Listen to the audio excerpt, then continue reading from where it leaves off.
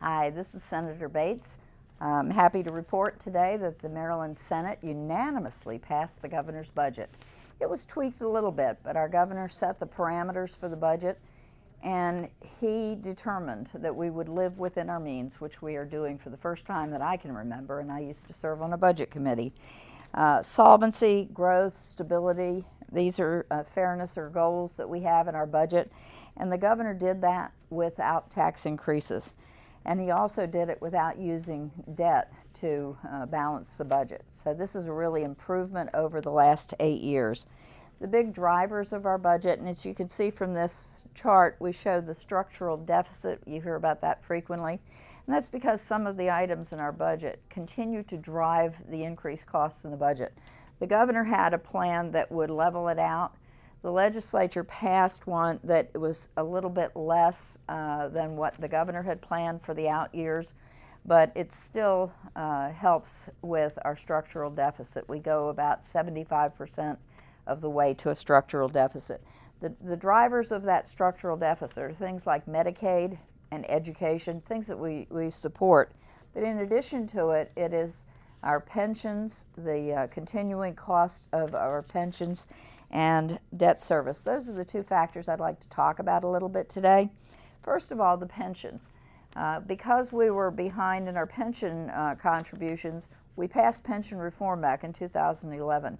It was a three-legged stool. It was built to balance the pension issue, having the counties pick up a share of the pensions, the employees paid a little bit more for the pension, and the state was to add money year after year to catch up on our underfunding of our pensions. The two sides, the counties and the employees, are still doing their part. The state has yet to make the full contribution to the pensions. This is a problem for us in the out year because with compounding, the shortfall we don't make up this year can lead to very substantial cost and limit our spending in future years, driving that structural deficit. One more chart, if you will bear with me, has to do with our debt and the debt service. The red line is the growth in our cost, the debt service. It is growing by 6% per year, and much of it because of the use of debt over the last 8 years and the expansion of the debt. We have hit our debt capacity, and these costs are going up substantially. The green line is the Maryland state property tax. It's growing by about 1%, and that is what is dedicated to pay the debt service. So you can see the gap there is growing year by year.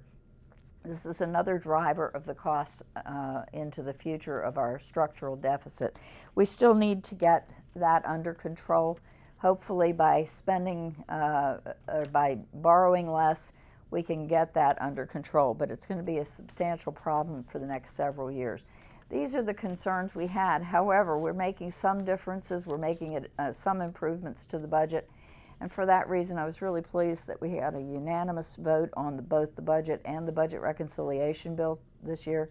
This is only the second time in my career here in the legislature that I've seen a unanimous vote on the budget. So it shows that we're starting from a good position and we're working together, and we're very pleased about that. I hope in the out years we'll be able to close some of these gaps in a way that won't increase taxes for our taxpayers.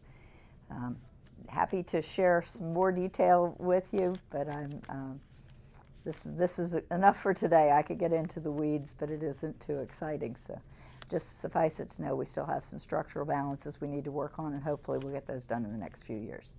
Thank you.